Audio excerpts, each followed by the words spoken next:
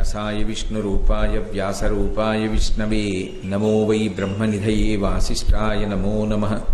కూజంతం రామ రామేతి మధురం మధురాక్షరం ఆరుహ్య కవితాశాఖాం వందే వాల్మీకికోకిలం. శ్రుతిస్మృతిపురాణానాం ఆలయం కరుణాలయం నమామి భగవత్పాదశంకరం లోకశంకరం. వాగర్ధావివ సంపృక్తౌ వాగర్ధప్రతిపత్తయే జగతః పితరౌ వందే పార్వతీపరమేశ్వరౌ.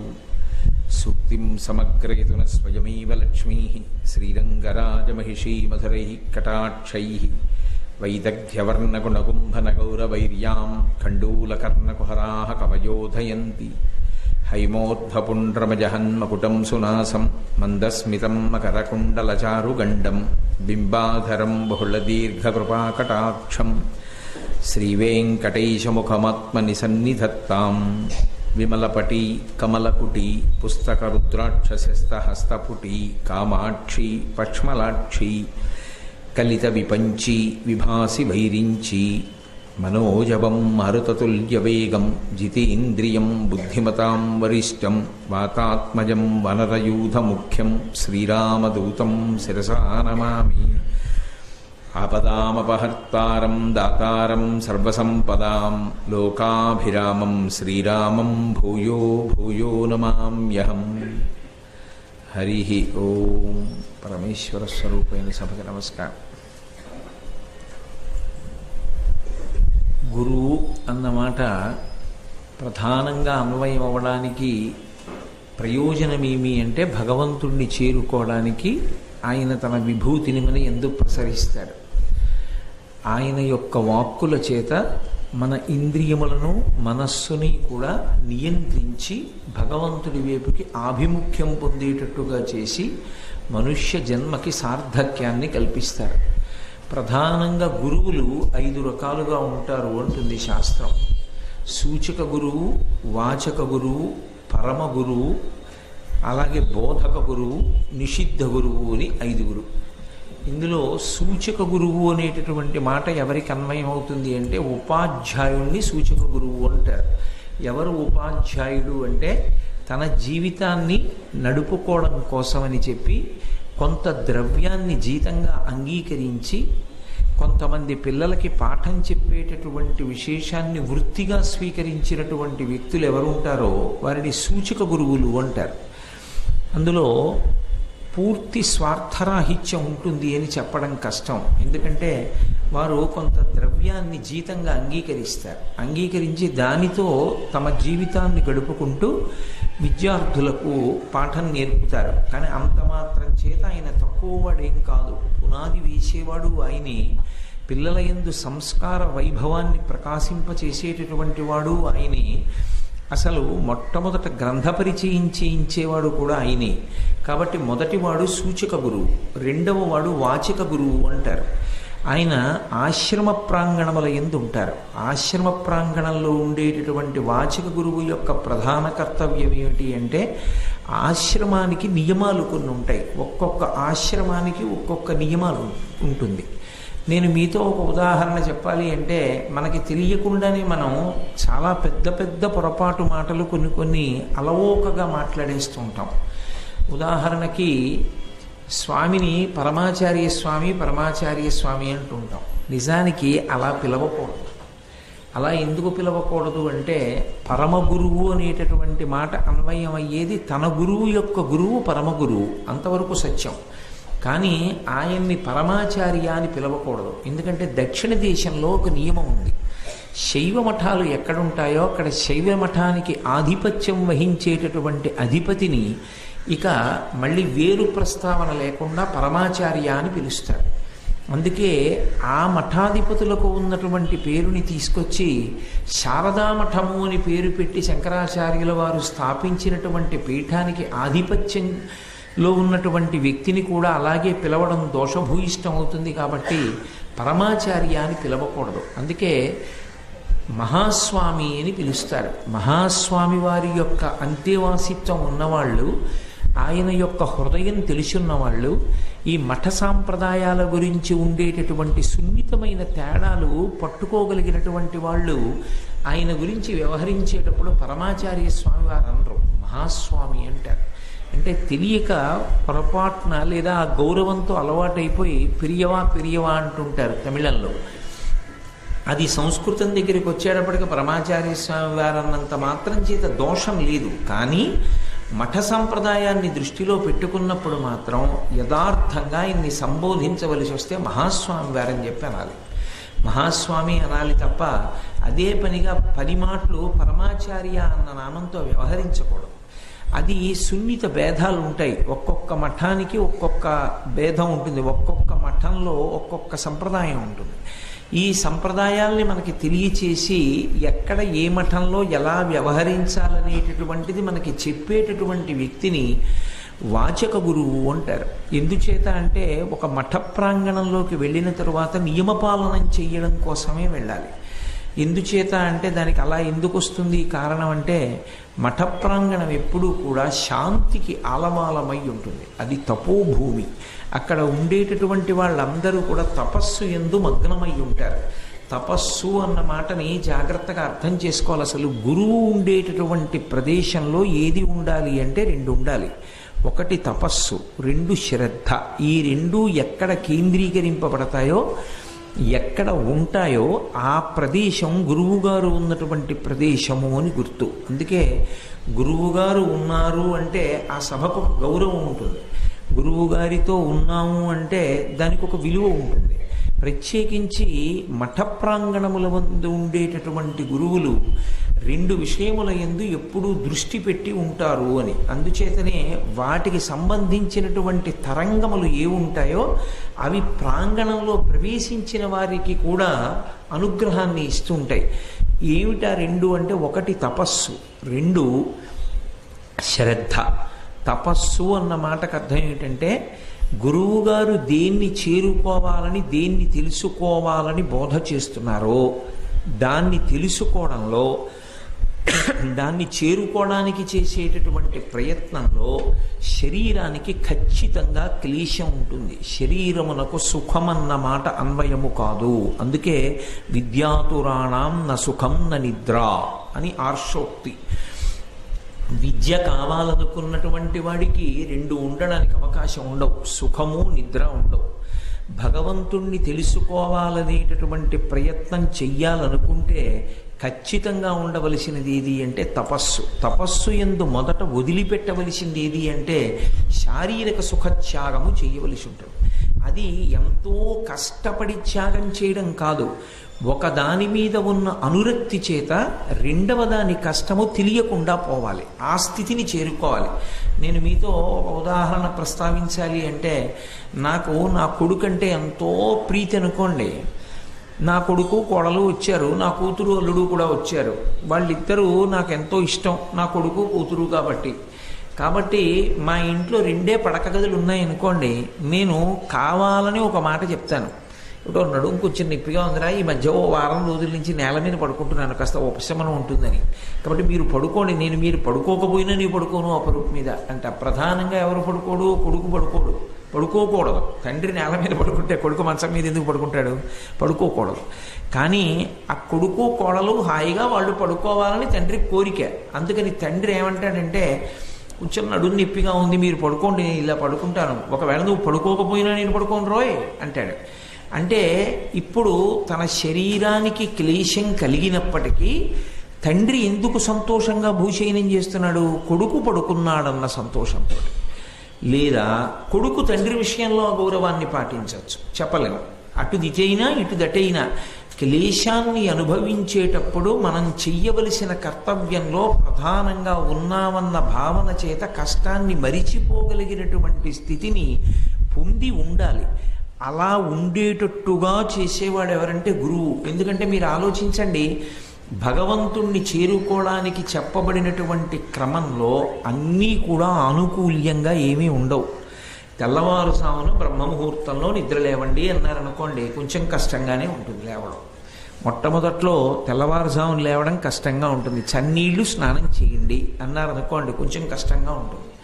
మీరు పద్మాసనం వేసుకుని ధ్యానంలో కూర్చోండి, మీ వెన్నుపాముని నిటారుగా ఉంచండి అన్నారనుకోండి, కొంచెం కష్టంగా ఉంటుంది. సాత్వికమైన భోజనం చెయ్యండి అంటే కొంచెం కష్టంగా ఉంటుంది. బట్టల మీద వ్యామోహం పెట్టుకోకండి. మీ శౌచాన్ని నిలబెట్టే బట్టని, తడిపి ఆరేసిన బట్టని కట్టుకోండి తప్ప ఆ బట్ట ఇంత అందంగా ఉండాలన్న వ్యామోహం వద్దు అన్నాను అనుకోండి. ఇవన్నీ నిగ్రహించుకోవడం చాలా కష్టం. కానీ ఒక కారణానికి ఇవన్నీ కూడా సంతోషాన్ని ఇచ్చేస్తాయి. ఎందుకు ఇచ్చేస్తాయంటే దానికి తపస్సు అని పేరు. ఏ తపస్సు వలన ఇచ్చేస్తాయి అంటే ఏ భగవంతుణ్ణి తెలుసుకోవడానికి మనసుని కేంద్రీకరించవలసి ఉంటుందో, ఆయన మీ ఎదురుగుండా కనపడేవాడు కాడు, మాంసనేత్రమునకు దొరకడు. మాంసనేత్రమునకు దొరకనటువంటి వాడు ఎక్కడ దొరుకుతాడు అంటే లోపల దొరుకుతాడు. కన్ను పైకి ప్రయాణం చేస్తుంది, చెవులు బయట ఉన్నవి వింటాయి, ముక్కు బయట ఉన్నది వాసన చూస్తుంది, నాలుక బయట ఉన్నది రుచి చెప్తుంది, చర్మం బయట ఉన్నదాన్ని స్పర్శ చెప్తుంది. లోపల ఉన్నదాన్ని చూడడానికి ఇవేవి పనికిరావు. లోపల ఉన్నదాన్ని తెలుసుకోవడానికి ప్రయాణం చేసేటప్పుడు వీటితో మనసుకున్న కవాటం తెగిపోవాలి. అంటే చెవికి వినడం ధర్మం కాబట్టి వింటున్నా మనసు పుచ్చుకోకూడదు. తెగిపోయి అంతర్ముఖత్వం అంటే తనలోకి తాను ప్రయాణం చేసి ఏకాగ్రతతో దృష్టిని నిలబెట్టి భగవంతుని యొక్క పాదములను స్మరించడంలో మూడుగా ప్రారంభమై ఒకటిగా అయిపోతాడు. దాన్ని ధ్యానము యొక్క సిద్ధి అంటారు. ధ్యానం చేసేటప్పుడు నేనేదో ధ్యానానికి కూర్చున్నాను అనుకోండి, నేను శ్రీకృష్ణ పరమాత్మ త్రిభంగిగా నిలబడినటువంటి మూర్తిని ధ్యానం చేస్తున్నాను. ఎడంకాలు కింద పెట్టి కుడికాలు పైకెత్తి ఆ వేళ్ళు మళ్ళీ ఎడంకాలు యొక్క పాదం దగ్గరకు వచ్చేటట్టుగా గుచ్చిపెట్టినట్టుగా పెట్టి మడం ఒక్కటి పైకొచ్చేట్టుగా పైకెత్తి పట్టుకుని నిలబడినటువంటి కృష్ణుడు నడుం కొంచెం ఓ పక్కకొచ్చి కొద్దిగా వంగినట్టుగా ఉండి ఇలా నిలబడి వేణువు పట్టుకుని ఊదుతుంటే ఆయన చుట్టూ ఆవులన్నీ చేరి ఉన్నటువంటి స్వరూపాన్ని నేను ధ్యానం చేస్తున్నాను అనుకోండి. ధ్యానం మొదలు పెట్టినప్పుడు నేను ఎవరిని ధ్యానం చేస్తున్నానో ఆయన ఒకడు ఉంటాడు, నేను ఒకడు ఉంటాను. నేను ధ్యానం చేస్తున్నాను కాబట్టి ధ్యానము అన్నది ఒకటి ఉంటుంది. ఈ ధ్యాన ప్రక్రియ ఎందు ఏమవుతుంది అంటే ఇంద్రియముల యొక్క పటాటోపాన్ని అణచి మనసు అనబడేటటువంటి కవాటంతో ఇంద్రియాలకు ఉన్న సంబంధాన్ని తెంపేస్తారు. అంటే మనసు ఏకాగ్రతతో త్రిభంగిగా ఉన్న కృష్ణ పరమాత్మ యొక్క రూప ధ్యానమునందు మగ్నమైపోయిన కారణం చేత చెవులు విన్నటువంటి మాటల్ని మనసు పుచ్చుకోదు, కన్ను చూస్తున్న దాన్ని మనసు పుచ్చుకోదు, ఎవరైనా వచ్చి తగిలినా స్పర్శేంద్రియం పుచ్చుకోదంటే స్పర్శేంద్రియం చర్మం చెప్తుంది కానీ మనసు పుచ్చుకోదు.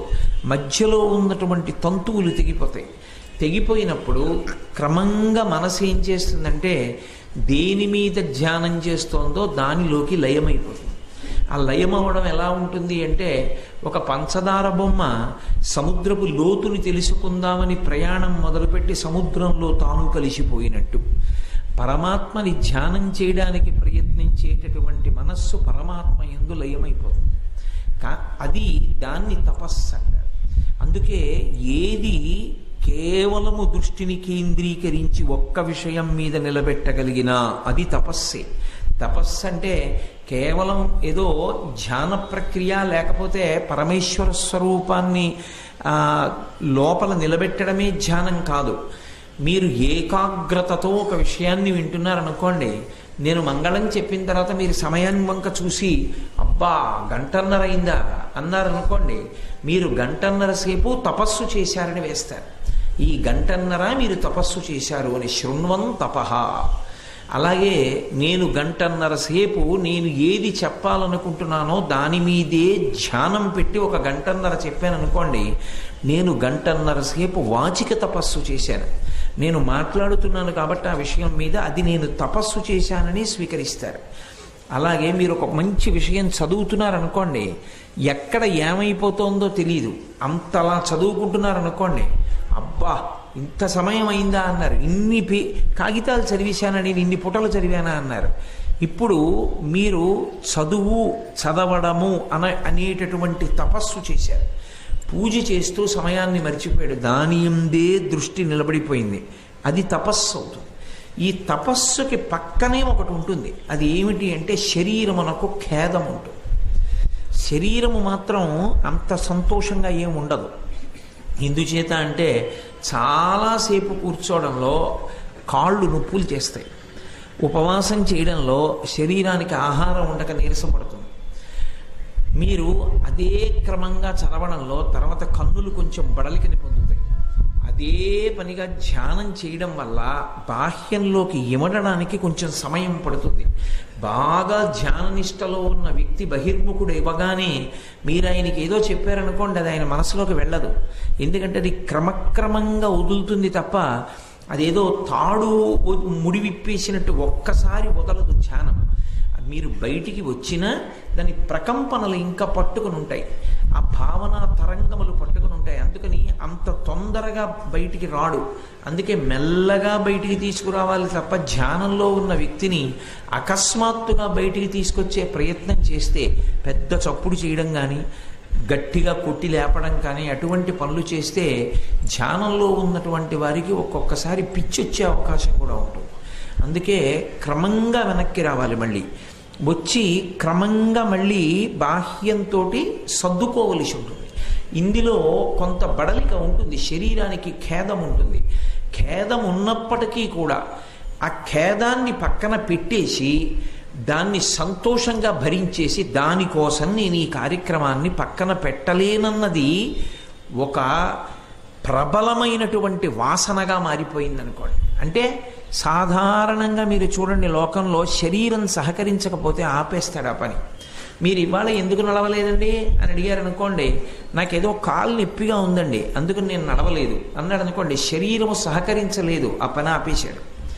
మీరు ఇవాళ ఎందుకు అన్నంలో కూర వేసుకు తినలేదు అంటే కొంచెం అజీర్ణంగా ఉంది అందుకని మజ్జిగ అన్నమే తిన్నాను అన్నాడు.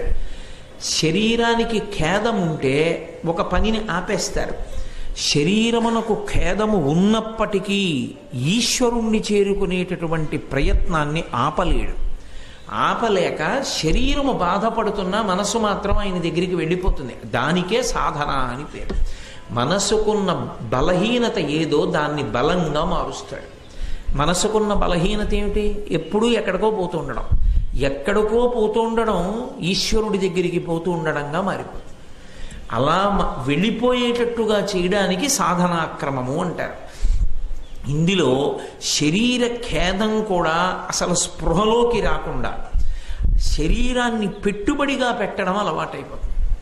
అలా అలవాటు అవ్వడము అన్న మాటలో మీరు ఒకటి అర్థం చేసుకోవాలి. అంటే శరీరాన్ని ఖేద పెట్టి అన్న మాటకు అర్థం ఏంటంటే మీరు కింద కూర్చోకండి అంటే కూర్చుని అని కాదు నా ఉద్దేశం. శరీరము సహకరించకపోవడం అన్నదాన్ని మనసుతో గెలుస్తాడన్నది నా భావం. కూర్చునే నేను ధ్యానం చెయ్యాలని ఏం లేదు. ఒక స్థాయికి వెళ్ళిపోతే నిలబడి ధ్యానం చేసేస్తాడు. మీకు నేను ఒక విషయం చెప్తాను. శ్రీ విద్యా సంప్రదాయంలో ఒక ధ్యాన స్థితి ఉంది, దాన్ని అమ్మవారి రూపంతో పిలుస్తారు. వాళ్ళు ఏం చేస్తారంటే కళ్ళు తెరుస్తారు, కళ్ళు తెరిచి చూస్తూ ఉంటారు. ఎదురుగుండా మనం కూర్చుని మాట్లాడుతున్నాం అనుకోండి, వాళ్ళు మన వంకే చూస్తూ అంటూ ఉంటారు. కానీ వాళ్ళు ధ్యానంలో పరదేవత యొక్క పాదములకు ఉన్న మంజీరముల శబ్దములు వింటుంటారు. అలా వెళ్ళిపోతారు. ఆ వెళ్ళిపోవడానికి అడ్డే ఉండదు. ఇక వాడు కూర్చున్నా నించున్నా ప్రయాణం చేస్తున్నా వాడు వెళ్ళిపోగలడు ధ్యానంలోకి. అప్పుడు ఏమైందంటే శరీరము సహకరించవలసిన అవసరం ఆయనకి కలగలేదు. మీరు ఒక్కటే జ్ఞాపకం పెట్టుకోండి, శరీరము సహకరిస్తేనే పరమేశ్వరుణ్ణి నువ్వు చేరగలవు అన్నారు అనుకోండి. ఒకనాడు ఈ శరీరము జర్జరీభూతం అవుతుంది, ఇది వృద్ధాప్యాన్ని పొందుతుంది. ఇది వృద్ధాప్యాన్ని పొందుతున్నప్పుడు ఖచ్చితంగా ఇది రోగగ్రస్తం అవుతుంది. రోగగ్రస్తమైనప్పుడు ఒక శక్తి ఉన్నప్పుడు ఇది ఎలా సహకరించిందో అలా సహకరించలేదని. సహకరించనప్పుడు మీరు దాన్ని ఖేదానికి గురి చేసేసారనుకోండి, దాన్ని బలవంతంగా ఉంచేశారనుకోండి, దాని యొక్క బాధని తట్టుకోలేక ధ్యానమునందు మనసు నిలబడదు.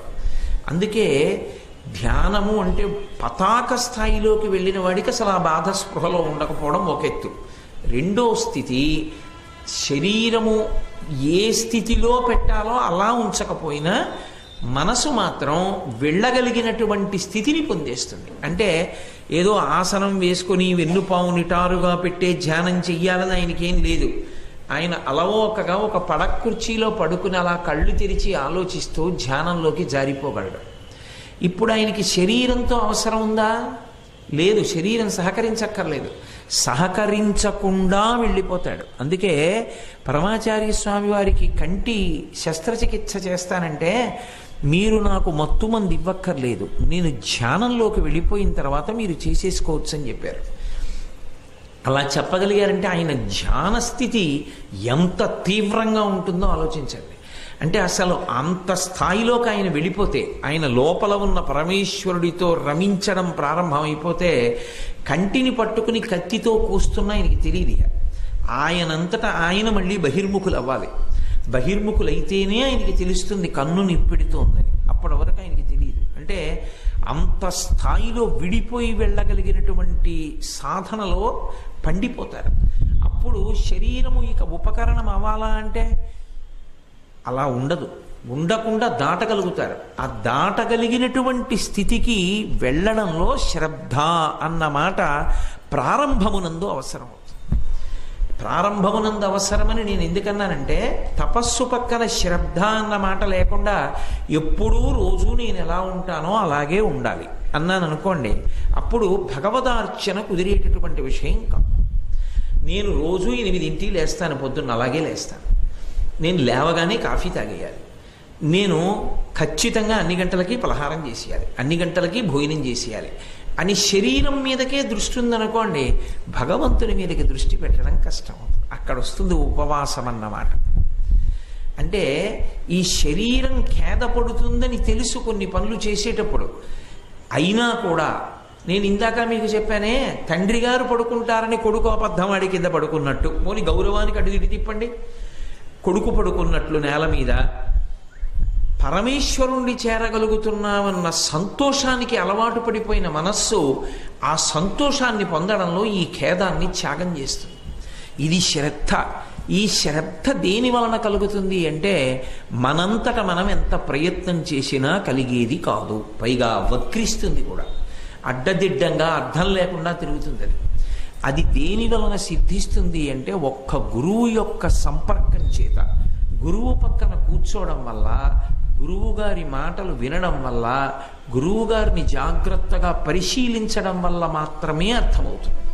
అందుకే గురువు లేని విద్య గుడ్డి విద్య అనడానికి కారణం ఏంటంటే, తపస్సుకి శ్రద్ధకి ముడివేయడంలో వైక్లభ్యాన్ని పొందుతాడు. పొందితే ఏమైపోతుందంటే తిరగబడిపోతుంది శరీరం. ఒక స్థితిలో తిరగబడిపోయి, నువ్వు నా విషయం పట్టించుకోవట్లేదు కాబట్టి నిన్ను బలవంతంగా పట్టించుకునేటట్లు చేస్తానంటుంది. దానికి ఒక భాష ఉంటుంది శరీరానికి. దాని భాష ఏమిటంటే నిప్పి. అది ఏం చేస్తుందంటే ఆ భాషలో మాట్లాడడం మొదలు పెడుతుంది. నువ్వు అలా కూర్చుంటే నేను ఒప్పుకోను అని నొప్పులు మొదలవుతాయి.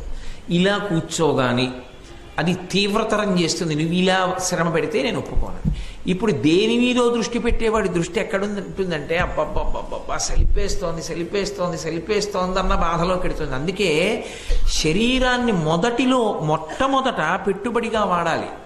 ఆ తర్వాత అది ఏ కారణం చేతనైనా వైక్లభ్యానికి గురైతే మనసుని సుశిక్షితం చెయ్యాలి. ఉన్నంతలోనే శరీరాన్ని ఆధారం చేసుకొని మనస్సుని శిక్షిస్తూ ఉండాలి. శిక్షించడం అంటే నా ఉద్దేశం కొట్టడం తిట్టడం అని కాదు. జ్ఞానేంద్రియములను భగవత్పరంగా వాడుకోవడం, విచ్చలవిడిగా వాడుకోకుండా ఉండగలగడం అలవాటు చేయాలి. అది ఎలా? బలవంతంగా పావుని తొక్కి పట్టినట్టు తొక్కి పట్టడం కాదు, అభ్యాస వైరాగ్యముల చేత ప్రయత్నపూర్వక అభ్యాసం ఒకటి ఉండాలి. అభ్యాసము అన్నది పర్యాయ పదంగా నేను పరిశీలనము అన్నదానికి వాడుతున్నా. అది దేని చేత అంటే శాస్త్ర పరిశీలనము చేత. మీకు ఎప్పుడైనా సరే ఒక కోరిక దగ్గరకు రావడం ఆగిపోవడం కానీ, మనసు నాకు ఈ కోరిక తీర్చు అని బలవంత పెట్టడం కానీ, తీర్చనప్పుడు ఏడవకపోవడం కానీ, తీరినప్పుడు అపరిమితమైన సంతోషాన్ని పొందకుండా ఉండడం కానీ దేని వలన సాధ్యం అవుతుంది అంటే, శాస్త్రమును పరిశీలించడం వల్ల మాత్రమే సాధ్యం అవుతుంది. మీరు ఇంకొకలా మీరు ప్రయత్నం చేసినా అది కేవలంగా ఏదో కొద్దిగా నీటిని తీసి కాగితానికి అంటిస్తే 2 కాగితాలు అంటుకుని ఎలా ఊడిపోతా అలా ఊడిపోతుంది తప్ప, శాస్త్ర పరిశీలనం చేత రాని ఆ అభ్యాసం, రాని వైరాగ్యం ఇంకొకలా రాదు. అందుకే గురువు అవసరం అవుతాడు సనాతన ధర్మంలో. మీరు చూడండి, ఒక విషయం పట్ల వ్యామోహం ఒకడికి, నేను మీకు తేలికగా అర్థం అవడానికి, వేదాంతంలో తేలికగా అర్థం అవడానికి ఉదాహరణ తప్ప అన్యథా మార్గం ఉండదు. నాకు ఒక లడ్డు మీద వ్యామోహం అనుకోండి, నాకు ఒక బూందీ లడ్డు అంటే చాలా ఇష్టం. లేదు నాకు ఒక మడత కాజా అంటే చాలా ఇష్టం, అది పరమసత్యం, నేను యథార్థం కూడా చెప్తున్నాను, అందులో అబద్ధం ఏమీ లేదు. నాకు నిజంగానే మడత కాజా అంటే చాలా చాలా ఇష్టం. ఒక కారణం చేత నేను మడత కాజా తినకూడదు. ఇప్పుడు నేను మడత కాజా తినకూడదు అనగానే అలోమని ఏడుస్తుంది నా మనస్సు కదూ.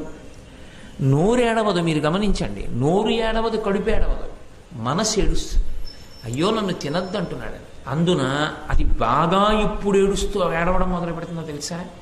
పాలగిన్ని చూసిన పిల్లి తిరిగినట్టు తిరుగుతుంది. అక్కడ ఒక కాజా తీసుకొచ్చి పెట్టారనుకోండి, చదివిన చదువంతా పక్కకి వెళ్ళిపోతుంది.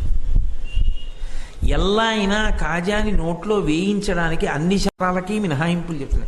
పర్వాలేదులే, రేపు ఎక్కువ నడుద్దామే, ఎక్కువ వ్యాయామం చేద్దామే, రాత్రి పలహారం తగ్గించేసుకుందామే, కొంచెం ఇవాళ ఒక్కరోజు కాజా తినేద్దామే, ఎన్ని చెప్తుందో ఎలా అయినా నచ్చ చెప్పేస్తుంది. అప్పుడు శాస్త్రము ఆధారంగా చేసుకున్నారనుకోండి, ఆ కోరిక మీ దగ్గరికి రాదు. నేను మీతో ఒక మాట చెప్పాలంటే, కాజా తినద్దు అని మీరు బలవంత పెట్టారనుకోండి, ఇది ఏడుస్తుంది. మీరు కాజా దగ్గరికి వెళ్ళి ఓ చిన్న ముక్క విరిచి నోట్లో వేసుకొని, ఇంతకన్నా ఇప్పుడు నువ్వు ఏ రుచిని చూసి ఉన్నావో ఆ రుచి కన్నా భిన్నంగా ఈ కాజాలో ఇంకెక్కడైనా ఉంటే నువ్వు తిను, అనుభవించు, నేను కాదన్నా. కానీ ఈ ఎక్కడ ముక్క విరిచి నోట్లో వేసుకున్నా ఏ రుచి ఉందో మిగిలిందంతా తిన్నా అలాగే ఉంటుంది. కానీ నువ్వు రుచి కోసమని కొద్దిగా విషం పట్టుకొచ్చిస్తే తాగుతావా?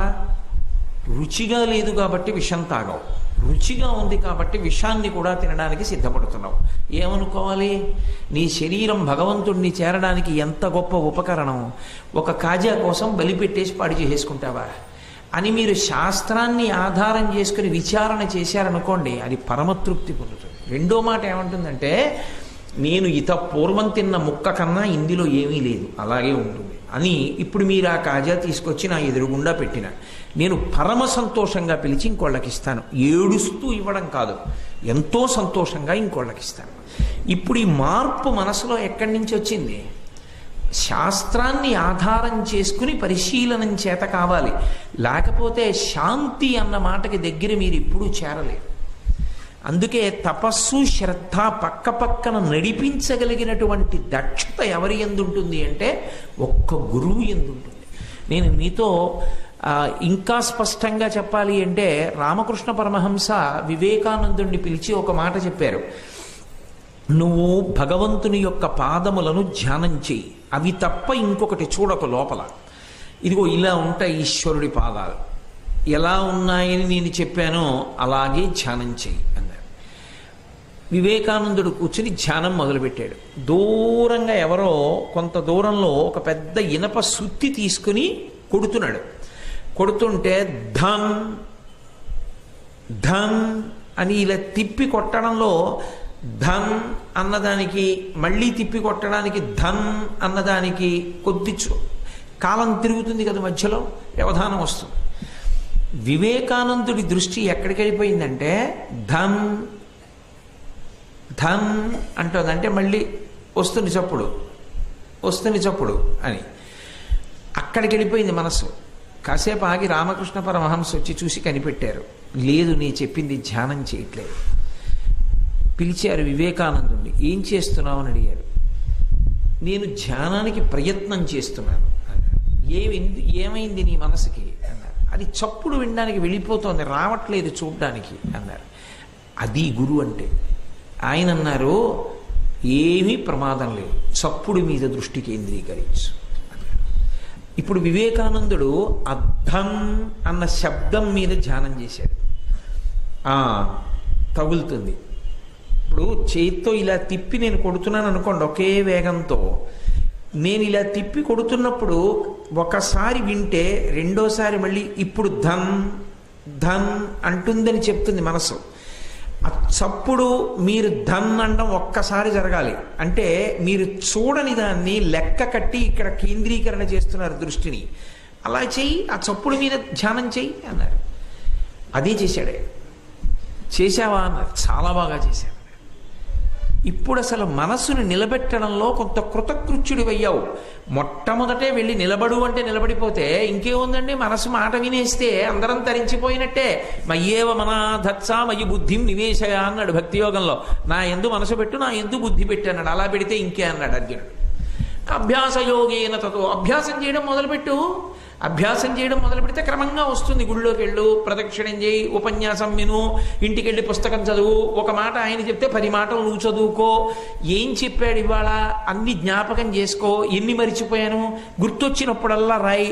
2 గంటల ప్రసంగం ఒక్కసారి గుర్తు చేసుకుంటే ఇన్ని మరిచిపోయానా అని మెల్లిగా చేస్తే 2 గంటల ప్రసంగంలో 5 నిమిషాల ప్రసంగం మరిచిపోకుండా గుర్తు తెచ్చుకోవడానికి కావలసినటువంటి శ్రద్ధతో అది నిలబడుతుంది. కాబట్టి ఈ తపస్సు శ్రద్ధ రెండింటినీ పక్క పక్కన నడిపించగలిగినటువంటి దక్షుడెవరో ఆయన గురువు. ఆయన బడలిక పొందనివ్వడు మనస్సుని. నేనన్న మాటలు కొంచెం గంభీరమైన విషయమండి, మీరు జాగ్రత్తగా పట్టుకోవాలి. మనసు బడలిపోనివ్వడు. గురువు యొక్క పరిస్థితి ఎప్పుడూ ఎలా ఉంటుందంటే, మనసుని బడలనిచ్చాడు అనుకోండి, ఆయన గురువు కాలేడు. కాబట్టి గురువు యొక్క సమర్థత గురించి నేను మాట్లాడినప్పుడు తప్పు. అసలు గురువుల యొక్క సమర్థత గురించి నేను విచారణ చేయకూడదు. గురువు సమర్థుడు అనే నేను మాట్లాడవలసి ఉంటుంది. గురువు ఏం చేస్తాడు అంటే మనసు బడలిపోకుండా చేస్తాడు. అందుకే రామకృష్ణ పరమహంస నాకు ఆ శబ్దం మీద గడితోందంటే శబ్దం మీదే ధ్యానం చెయ్యి అన్నారు. గురువుగారు నేను ఇది చేయలేకపోతున్నానండి, ఇక్కడ వరకే చేస్తున్నాను. శబాష్, చాలా మంచిగా, అక్కడ వరకు చేసావా, అలా చెయ్యి, 4 రోజులు చెయ్యి, చేసిన దగ్గరికి రా అంటాడు. పునశ్చోత్తమ సంత్వవాది అని పేరు గురువుకు. అందుకే గురువు ఎప్పుడు భగవంతుడి గురించి మాట్లాడినా నీ మోహం నీకేమందుతాడు భగవంతుడు, నీ వల్ల అయ్యే పని అది. మహాత్ములకి కుదరలేదు, చదువుకున్న వాళ్ళకి కుదరలేదు, నువ్వేం చేస్తావు అని అనకూడదు. గురువు ఎప్పుడు ఏం చెప్తాడంటే పునశ్చోత్తమ సంత్వవాది. ఎంత తేలిక ఈశ్వరుణ్ణి అందుకోవడం. ఎక్కడున్నాడు అనుకుంటున్నావు? నీలోనే ఉన్నాడు. మిగిలిన వాళ్ళు దూరంగా ఉన్నారు, ఈశ్వరుడు దూరంగా లేడు, నీకు బహుదగ్గరిగా ఉన్నాడు. ఆయన పరమ ప్రసన్నుడు, ఇట్టే లొంగిపోతాడు ఆయన. అశుతోషుడు అని పరమశివుడికి ఒక పేరు. అశుతోషుడు అంటే చాలా చిన్నది బుచ్చుకొని లొంగిపోయేటటువంటి లక్షణం ఉన్నవాడు అని భక్తికి తిన్నడి కథ అవి చెప్తూ ఆ శిష్యుడు ఎంత అందంగా భగవంతుణ్ణి అందుకోగలడో అతని యందు బుద్ధిని బాగా ఊంచుకునేటట్టు చేస్తాడు. ఆ ఊంచుకునేటట్టు చెయ్యగలిగిన సమర్థత ఎవరికి ఉన్నదో ఆయనని గురువు అని పిలుస్తారు. కాబట్టి శ్రద్ధ తపస్సు రెండిటిని పక్క పక్కనే నడిచేటట్టుగా, రెండిటి యందు ఘర్షణ కానీ వైక్లభ్యం కానీ వచ్చి అబ్బో మన వల్ల ఎక్కడవుతుందండి, మనం నిలబెట్టలేకపోతున్నాం మనస్సు అని బడలిపోయి సాధకుడు విసుగెత్తిపోయి ఇక భగవంతుడి వైపుకి వెళ్ళడం మానేసేటట్టుగా చెయ్యడు. చాలా సంతోషం, నీకు తెలియ చాలా విషయాలు తెలుసు నీకు అంటాడు. మీకు నేను ఒక మాట చెప్పాలంటే, పరమాచార్య స్వామి వారి దగ్గరికి ఎవరైనా వెళ్ళి నా మనసు నిలబట్టలేదు అంటే ఆయన ఒక మాట అంటుండేవారు, నీ మనసు నిలబట్టలేదని నీకు అర్థమైంది అంటే నువ్వు మొదటి విజయం సాధించావు.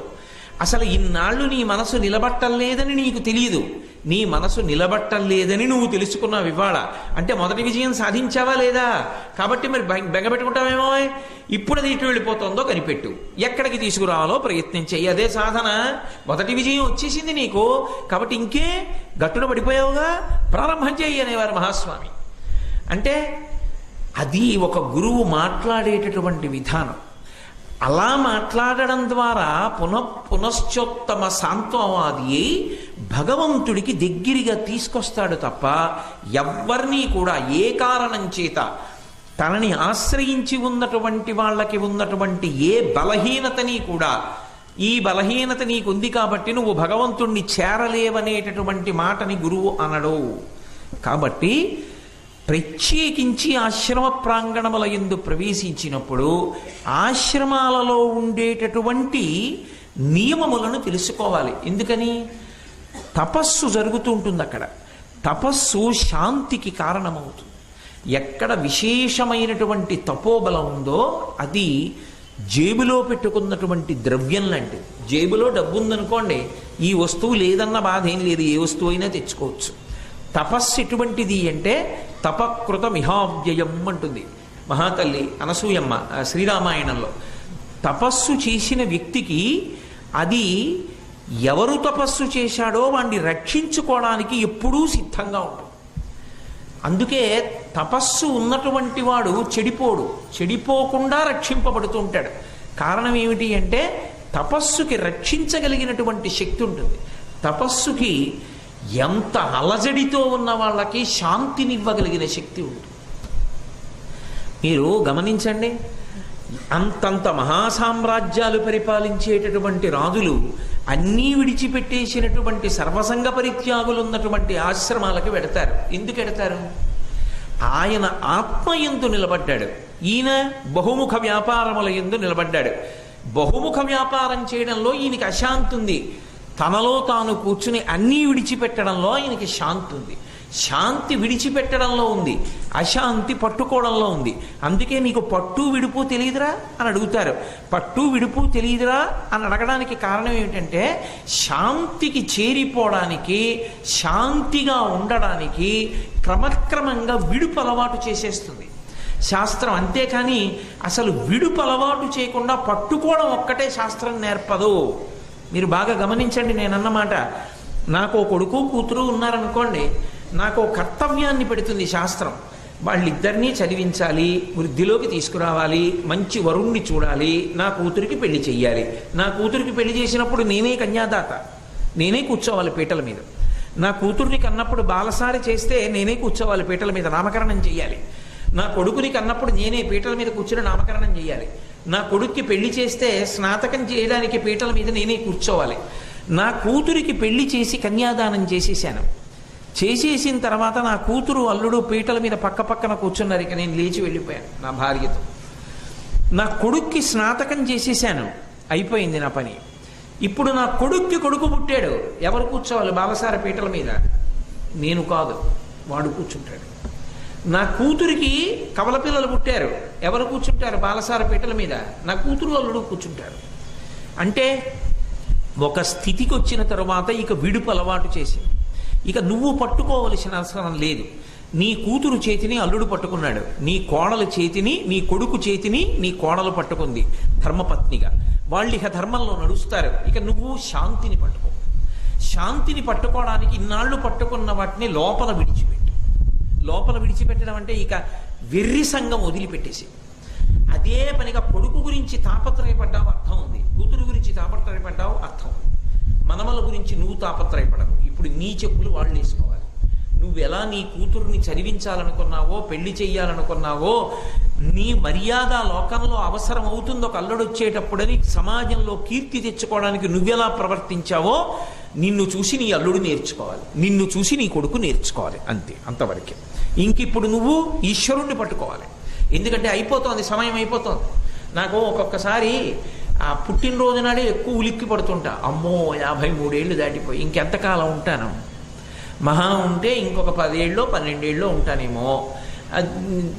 జరిగిన కాలంతో చూస్తే దీనికి 3 రెట్ల కాలం అయిపోయింది. అయిపోయిన 3 రెట్ల కాలంలో చూస్తే నేను ఎన్ని చదివాను, ఏం చేశాను, నేను చేసింది ఏముంది, కాబట్టి ఇప్పుడు నేను ఎంత జాగ్రత్తగా చక్కపెట్టుకోవలసిన అవసరం ఉంది, అన్నిటికన్నా నేను ఉంచుకోవలసింది ఏదైనా ఉంటే ఇంకా ఇప్పుడు ఇదే, దీనికన్నా ఇతర విషయాలు నాకు ప్రధానం కావనుకుంటుంటాను ఒక్కొక్కసారి. అంటే నా గొప్పకి నేను ఏదో చెప్పానని మీరు అనుకోకండి. భ్రాంతి అంటే అలా అనుకుని మళ్ళీ మాయలో పడిపోతున్నాను కదూ, అది. కానీ పట్టు విడుపు నేర్పుతుంది శాస్త్రం. కారణం శాంతికి దగ్గర కావాలి అని చెప్తుంది. ఎవరైనా సరే చిట్ట చివరికి ఏది కావాలి అంటే శాంతి, శాంతి, శాంతి. అది ఎంత శాంతిగా ఉండాలి అంటే చాలు. ఈశ్వరుడు ఈ శరీరంలో ఇంతకాలం ఉంచాడు. ఇంతకాలం ఉంచినందుకు పరమేశ్వరుడి అనుగ్రహం చేత నేను దుర్వినియోగం చేసుకోలేదు.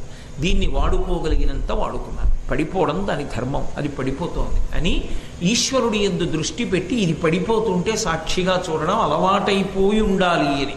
అందుకే శాస్త్రంలో మృత్యువు గురించి ఒక మాట ఉంది, ఒక చిత్రమైన మాట.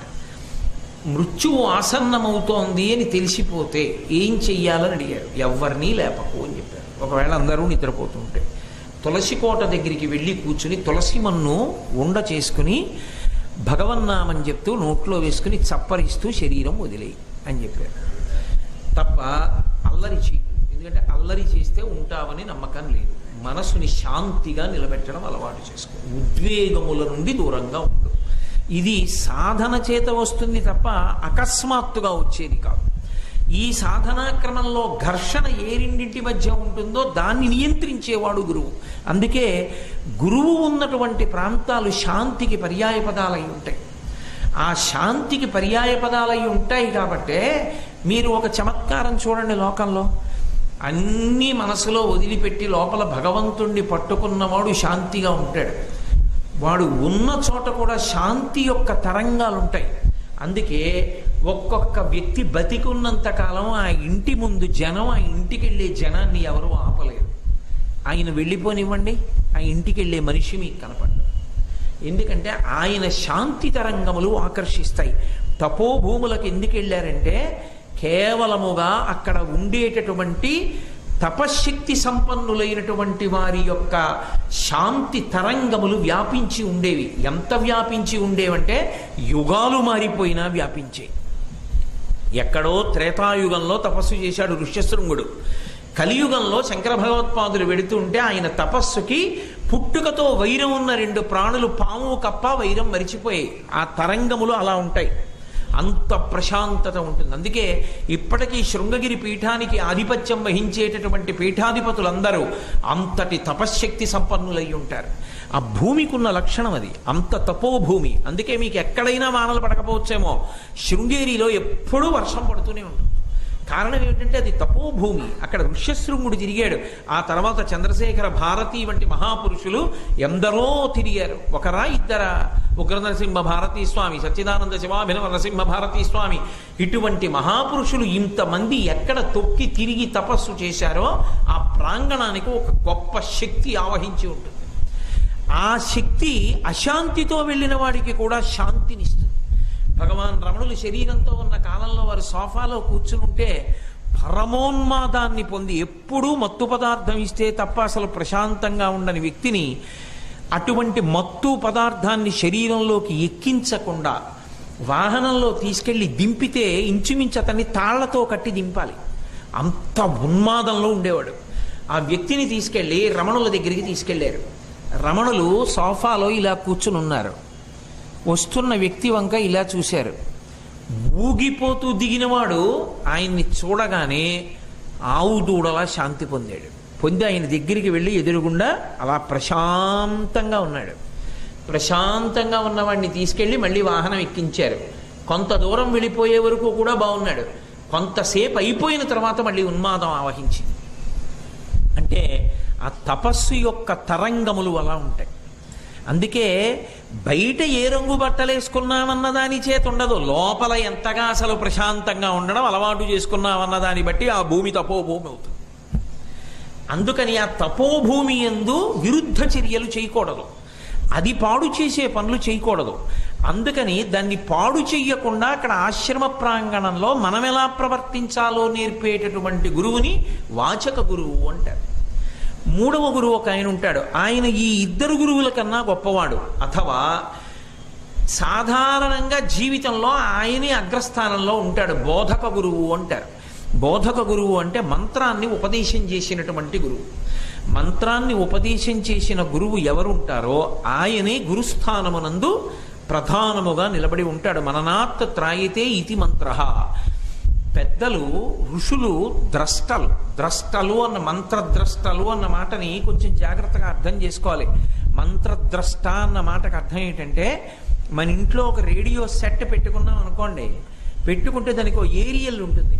అది ఆకాశంలో వెళ్ళిపోతున్నటువంటి తరంగాల్ని ఎక్కడో ఆకాశవాణి విశాఖపట్నం కేంద్రంలో ప్రసారం చేసినప్పుడు వాతావరణంలో వెళ్ళిపోతున్నటువంటి శబ్ద తరంగాల్ని అది పుచ్చుకొని లోపలికి పంపిస్తుంది. పంపిస్తే దాన్ని శబ్ద తరంగాలుగా మార్చి మళ్ళీ మనకి వినపడేటట్టుగా ఆ గదిలో అది ప్రసారం చేస్తుంది. ఎక్కడో ఆకాశవాణి విశాఖపట్నం కేంద్రం ప్రసారం చేసినటువంటి శబ్ద తరంగాలు ఇలా కూర్చుంటే వినపడవు, పక్కన రేడియో సెట్ ఉంటే వినపడుతుంది. అలాగే పరమేశ్వరుడు వేదపురుషుడై చెప్తున్నటువంటి మంత్రాలు అపారమైనటువంటి తపస్సమాధిలో ఉన్నటువంటి ఋషులకు వినపడ్డాయి. నువ్వు తయారు చేసుకున్న రేడియో సెట్కే శక్తి ఉంటే ఋషికి ఉండదని నువ్వు ఎందుకు అనుకుంటున్నావు? కాబట్టి ఋషికి ఉంటుంది. ఋషి దాన్ని వింటాడు, చూస్తాడు ఆ దేవతా స్వరూపాన్ని. అందుకని ఋషులు మంత్రద్రష్టలు. అందుకే ఋషికి ప్రత్యేకంగా ఋషికి తర్పణ చేస్తారు. అటువంటి ఋషులు ఎవరున్నారో వాళ్ళు మంత్రద్రష్టలై మంత్రాన్ని ఇచ్చారు. ఆ మంత్రమునకు ఆ అధిదేవత కట్టుబడి ఉంటుంది. కట్టుబడి ఉండి స్వరంతో ఆ మంత్రం చేసినప్పుడు ఆ మంత్రాధిష్టాన దేవత యొక్క అనుగ్రహం లోపలికి ప్రవేశిస్తుంది. అది ఎలా ప్రవేశిస్తుంది అంటే, ఆ బీజాక్షరాన్ని ఎంత మౌనంగా జపిస్తే, ఎంత దృష్టి పెట్టి జపిస్తే అది లోపల అంత విస్ఫోటన శక్తిని పొంది లోపల పట్టి ఉండి అది రక్షణ చేస్తుంది. ఎప్పుడు మననాత్ త్రాయతే అంటే రక్షించడం. రక్షించే శక్తిని పొంది ఉన్న బీజాక్షర సంపుటీకరణమును మంత్రంగా ఋషి విన్నాడు. అంతేగాని మంత్రాన్ని నేను కనిపెడతానండి, నేను కొత్తగా ఓ మంత్రం కనిపెట్టానండి అనకూడదు. ఇవాళ దారుణం ఎక్కడైపోయిందంటే లఘుగాయత్రుల విషయంలో. అసలు ప్రచోదయాత్ అని చెప్పేటటువంటి లఘుగాయత్రి మంత్రాలన్నీ వేదప్రోక్తాలు. ఇవాళ ఎవడి మానాన వాడు రాసేసుకుంటున్నాడు అంతే లఘుగాయత్రి. అవి వేదప్రోక్తములై ఉంటే ఋషులు ద్రష్టలై చూశారు. అంతేకాని నువ్వు సొంతంగా రచనలు చేసేసుకోకూడదు. మంత్రాలు రచన చేసేవి కావు. మంత్రాలు వేదాంతర్గతమై ఋషుల చేత దర్శనము చేయబడినవి. అటువంటి మంత్రాన్ని ఏ గురువు ఇచ్చాడో సంప్రదాయము అని ఒకటి ఉంటుంది. ఆయన అంతకు ముందు ఎంతో జపం చేసి ఉన్నాడు. ఆ జపం చేసి ఉన్నవాడు కాబట్టి ఆయన ఆ మంత్రం ఇస్తాడు. ఆయనే జపం చేయకుండా ఆ మంత్రాన్ని ఇవ్వకూడదు. నిన్న మీతో మనవి చేసే కదా, ఆఖరికి తండ్రి తనకి కొడుకున్నా కూడా తాను గాయత్రి చేయకపోతే బ్రహ్మోపదేశం చేయడానికి అనర్హుడు. తాను గాయత్రి చేసిన వాడైతేనే బ్రహ్మోపదేశం చేయాలి. అసలు నిక్కచ్చిగా మాట్లాడాలంటే, కొడుక్కి ఉపనయనం చేస్తున్నాను అని సంకల్పం చేసిన తరువాత ముందరే 24 రోజుల ముందు దీక్ష తీసుకుని 24 రోజులు కూడా 24 లక్షల గాయత్రి చేస్తారు. 24 లక్షల గాయత్రి చేసి అప్పుడు కొడుక్కి ఉపనయనంలో బ్రహ్మోపదేశం చేయాలి, గాయత్రి మంత్రాన్ని ఉపదేశం చేయాలి.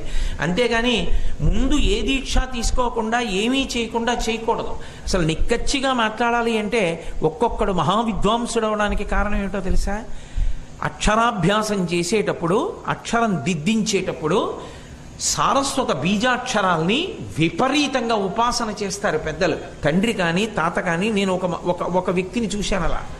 ఒక 15 సంవత్సరాల క్రితం ఒక వ్యక్తిని ఒక చోట అలా హయగ్రీవ మంత్రాన్ని ఉపాసన చేసి ఆ తర్వాత అక్షరాభ్యాసం చేయడం చూశాను.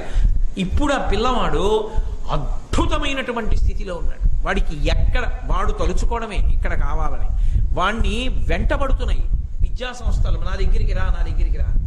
ఆ స్థితి ఎక్కడి నుంచి వస్తుంది అంటే, చెయ్యి పట్టి దిద్దించేటప్పుడు అతను అంత మంత్రజపం చేసిన వాడైతే ఆయన కోరిక మేరకి వీడు నా వంశంలో గొప్ప విద్వాంసుడు కావాలన్న అతని కోరిక చేత ఆ మంత్రశక్తి ప్రసరణం జరుగుతుంది. అందుకే ఎప్పుడూ గాయత్రి చెయ్యనివాడు తన కొడుకైనా కూడా అసలు గాయత్రి మంత్రాన్ని ఉపదేశం చేయడానికి వీలు లేదు. అందుకే బ్రహ్మస్థానం అంటారు.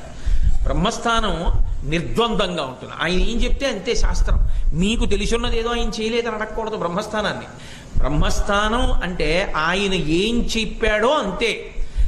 బ్రహ్మస్థానంలో కూర్చోమ్మని మీరు అడిగారనుకోండి ఉపనయనం చేయమని, మీరు సంధ్యావందనం చేస్తారా, మీరు గాయత్రి మంత్రం చేస్తారా, మీరు ఎన్నేళ్ల నుంచి చేస్తున్నారు, మీకు ఉపనయనం అయినప్పటి నుంచి చేశారా అని అడిగి, నేను ఎప్పుడు గాయత్రి చేయలేదండి, నాకు సంధ్యావందనం తెలియదండి, మా అబ్బాయికి ఉపనయనం చేస్తున్నానంటే, మీరు ఎవరైనా పెద్దలు గాయత్రి మంత్రం చేసే వాళ్ళని తెచ్చుకోండి, ఉపనయనం చేయిస్తాను.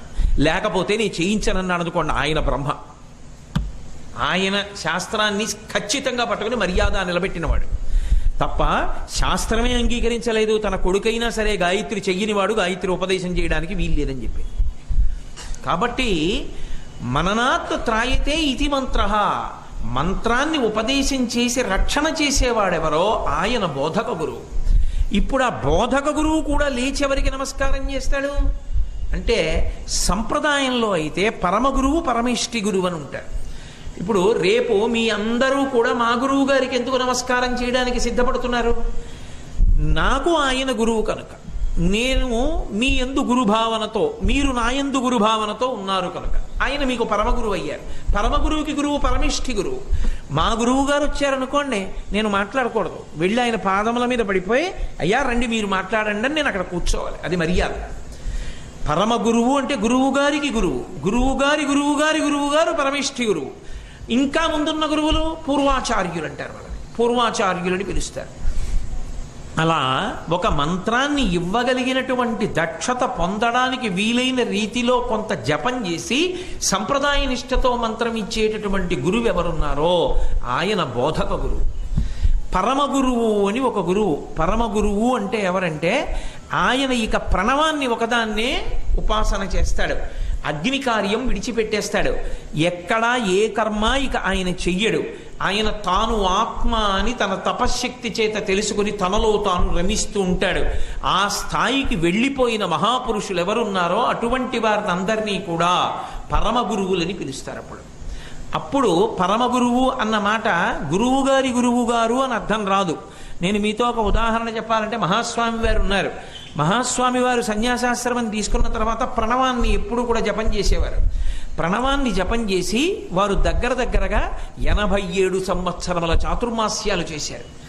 ఆయన ఎప్పుడూ అగ్ని ముట్టుకోలేదు, ఆయన యజ్ఞయాగాది క్రతువులు చేయలేదు, ఆయనకి ఇతరమైనటువంటి విషయములతో సంబంధం లేదు, ఎప్పుడూ బ్రహ్మమునందు రమిస్తూ ఉండడమే.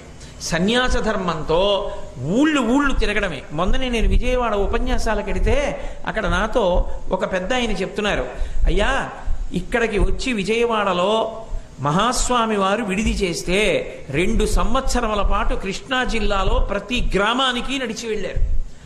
ఏమిటి పని అంటే ఆ గ్రామానికి వెళ్ళడం, పీఠం పెట్టడం, పీఠార్చన చేయడం, అనుగ్రహ భాషణం చేయడం, ఆ ఊరు వృద్ధిలోకి రావలసినటువంటి మంచి విషయాలు నేర్పడం, ఆ రోజు సాయంకాలం పూజ అయిపోయిన తర్వాత మరునాడు ఉదయం అనుష్ఠానం అయిపోగానే పీఠం పట్టుకుని మళ్ళీ నడిచి పక్క ఊరు వెళ్ళిపోవడం. అలా కృష్ణా జిల్లాలో ఒక్క గ్రామాన్ని విడిచిపెట్టకుండా తిరిగారు మహానుభావుడు మహాస్వామి. పాదచారి అయి సన్యాసాశ్రమ నియమంతో, అంతేకాని వాహనాలకి కాదు.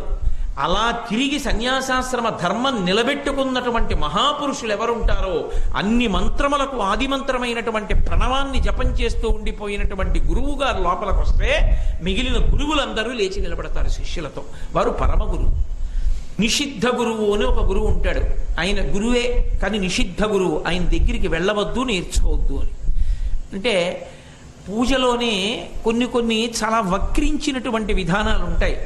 ఉత్తరక్షణ ప్రయోజనాల కోసమని ఉగ్రమైనటువంటి అర్చనలు కొన్ని చేస్తూ ఉంటారు. అటువంటి పూజలు, అటువంటి విధానాల జోలికి వెళ్ళకూడదు. అలా చేసేవాళ్ళు, అలా నేర్పేవాళ్ళు ఎవరుంటారో వాళ్ళ నిషిద్ధ గురువులు అంటారు. వాళ్ళ దగ్గరికి వెళ్ళవద్దు, నేర్చుకోవద్దు అని చెప్పడం. గురువు కాకపోవడం, ఒక విధానాన్ని నేర్చుకున్నాడు కానీ నిషిద్ధ గురువు, ఆశ్రయించవద్దు, నేర్చుకోవద్దు అని. కాబట్టి సూచక గురువు, వాచక గురువు, బోధక గురువు, పరమ గురువు, నిషిద్ధ గురువు అని ప్రధానంగా గురువు 5 రకాలుగా ఈ లోకంలో తిరుగుతూ ఉంటాడు అని.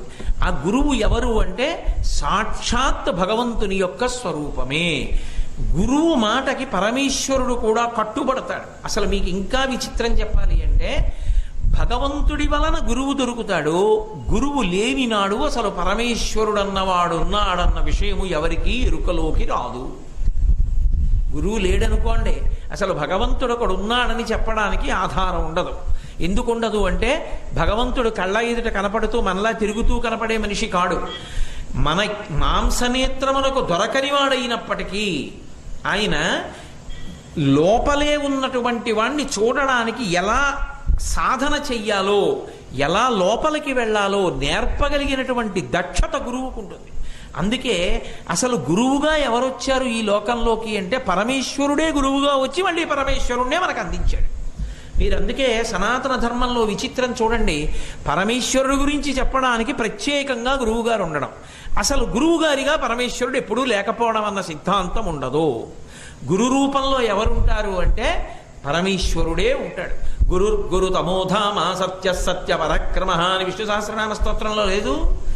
విష్ణువు గురువు, మహానుభావుడు. అద్వైత సంప్రదాయంలో నారాయణం పద్మభువం వశిష్టం శక్తించ తత్పుత్ర పరాచరంచ వ్యాసం శుకం గౌడపాదం మహాంతం అని ఆ గురువుల యొక్క పరంపర చెప్తున్నాం కదా. మొట్టమొదటి వాడు నారాయణుడు, లేదా సదాశివ సమారంభ శంకరాచార్య మధ్యమాం అస్మదాచార్య పర్యంతాం వందే గురు పరంపరాం అన్నప్పుడు మౌన వ్యాఖ్య చేత దక్షిణామూర్తిగా పరమశివుడు గురుస్వరూపం. ఇంకా విచిత్రం ఏంటంటే పరదేవత అమ్మవారు దేశికులలో దేశికురాలు. నేను నిన్ననే మీతో మనవి చేశా, అమ్మవారు చాలా గొప్ప గురుస్వరూపం. ఆమె మీనాక్షిగా, కామాక్షిగా, విశాలాక్షిగా ఆమె గురువుగా నిలబడుతుంది. నిలబడి అందుకే ఆవిడ గురుమండల రూపిణి, ఆవిడే గురువుగా ఉండి పరమేశ్వరుడి దగ్గరికి చేరుస్తుంది. కాబట్టి ఆ తల్లి గురుస్వరూపిణి. శ్రీకృష్ణ భగవానుడు గురువు, జగదాచార్యుడు, భగవద్గీతని లోకానికి అందజేశాడు. దత్తాత్రేయ స్వామి వారు జగద్గురువుల్లో కల్లా అగ్రగణ్యమైన స్థాయిని పొందినటువంటి జగద్గురువు. అటు శ్రీ విద్యా సంప్రదాయానికి, ఇటు అద్వైత సంప్రదాయానికి, అటు యోగ సిద్ధికి, మూడిటికి కూడా పతాక స్థాయిలో ఉండేటటువంటి గురువు దత్తాత్రేయ స్వామి. అటువంటి దత్తాత్రేయుల వారు గురువు. మీరు చూడండి, భగవంతుని యొక్క స్వరూపాలలో ప్రధానమైనవన్నీ గురుస్వరూపాలుగానే ఉంటాయి. బ్రహ్మ, విష్ణు, శివుడు ముగ్గురు కదా త్రిమూర్తులుగా చెప్తాం. అలా చెప్పినప్పుడు బ్రహ్మగారు గురువు. ఎందుకనంటే ప్రజాపతులను సృష్టించి వాళ్ళందరికీ కూడా ఉపదేశం చతుర్ముఖ బ్రహ్మగారే ఇస్తాడు కాబట్టి ఆయన గురువు. ఆయన లోకాలకన్నిటికీ ఇప్పటికీ కూడా లోకంలో ఒక మాట ఉంది, సన్యాసాశ్రమ స్వీకారం చేసి ఆ ఆశ్రమంలో తరించలేకపోయిన వాళ్ళు బ్రహ్మలోకంలోకి వెళ్ళి కూర్చుంటే బ్రహ్మగారి దగ్గర కల్పాంతం వరకు వేదపాఠాలు వింటుంటారు అని. కాబట్టి బ్రహ్మగారు గురువు, విష్ణువు గురువు, శివుడు గురువు, పరదేవత గురువు. గురువు కాని వాళ్ళు లేరు, వాళ్లే గురువులుగా వస్తారు. అసలు గురువుగా రావడం అన్నది గురు సంప్రదాయంలో, గురు పరంపరలో మొదటి గురువు ఎవరంటే పరమేశ్వరుడే. పరమేశ్వరుడే మొదటి గురువుగా వచ్చి తన గురించి తాను పరిచయం చేస్తాడు శాస్త్రాన్ని. లోకులు తనని పొందడానికి మార్గాన్ని చూపిస్తాడు. అది పరంపరగా వెళ్ళిపోతుంది. ఎక్కడో పర్వతం మీద పడినటువంటి వర్షం నదిగా మారి, ఆ నది ప్రవహించి ప్రవహించి ప్రవహించి వచ్చి కాలవగా మారి, కాలవగా ప్రవహించి ఊరు పక్కకొచ్చి, ఆ ఊరు పక్కన ఉన్నటువంటి కాలవలో స్నానం చేసి నీళ్లు తెచ్చుకుని తాగి మనం అన్నం వండుకున్నట్టు, ఎక్కడో కొండ మీద పడినటువంటి నీరు చిట్ట చివర మన ఇంట్లోకి చేరుకుని మనం జీవితాన్ని నిలబెట్టుకోవడానికి కారణమైనట్టు, మొట్టమొదటి గురువు గారి నోటి వెంట వచ్చినటువంటి మాటల్ని అలా పూర్వాచార్యులు పట్టుకుని గురువు తర్వాత గురువు, గురువు తర్వాత గురువు, గురువు తర్వాత గురువు, గురువు తర్వాత గురువుగా ముత్తాత, తాత, తండ్రి, కొడుకు ఎలా పరంపర వంశం వస్తుంటుందో అలాగే గురువులు కూడా అలా పరంపరాగతంగా వెడుతూనే ఉంటారు. అందుకే గురు సంప్రదాయమునందు ఉండేటటువంటి చమత్కారం ఏమిటంటే, గురువు సాధన చేత భగవంతుణ్ణి అందించడం కాదు. ఒక్కొక్క స్థాయిలో గురువు ఎంత తీవ్ర స్థాయికి పెడతాడంటే, ఈశ్వరుణ్ణి ఆదేశిస్తాడు, నువ్వోసారి వెళ్ళి ఆయనకి కనపడరా అంటాడు. అంటే తన యందు అంత భక్తి చిత్తం ఉన్నటువంటి ఆ గురువు యొక్క మాటకి ఈశ్వరుడు వశుడై పెడతాడు. మీరన్న మాటకి సాక్ష్యం ఏమైనా ఉందా అంటారేమో. సోమాసిమారన్ నాయనార్ అని పెరియ పురాణంలో 63 మంది నాయనార్లలో ఆయన ఒకరు. నాయనార్లలో కొంతమంది చాకలి వాళ్ళు ఉన్నారు, కొంతమంది చాలా చాలా తక్కువ స్థాయిలో జన్మించినటువంటి వాళ్ళు ఉన్నారు. నాకు జ్ఞాపకం ఉన్నంత వరకు 12 మంది మాత్రమే బ్రాహ్మణులు ఉన్నారు. అనేకమైనటువంటి వర్ణముల యందు జన్మించినటువంటి వాళ్ళు ఉన్నారు. ఈయన ఈ సోమాసిమారన్ నాయనార్ పుట్టుక చేత బ్రాహ్మణుడు. ఆయనకు ఒక కోరిక ఉంది, నేను సోమయాగం చెయ్యాలి అని కోరుకున్నాడు. నేను సోమయాగం చేస్తాను, కానీ నేను సోమయాగం చేస్తున్నప్పుడు హవిస్సునిస్తే, శివుణ్ణి పిలిస్తే అగ్నిముఖంగా వెళ్ళి శివుడికి ఇవ్వడం కాదు, శివుడు నా కంటికి కనపడకుండా అగ్ని కనపడడం,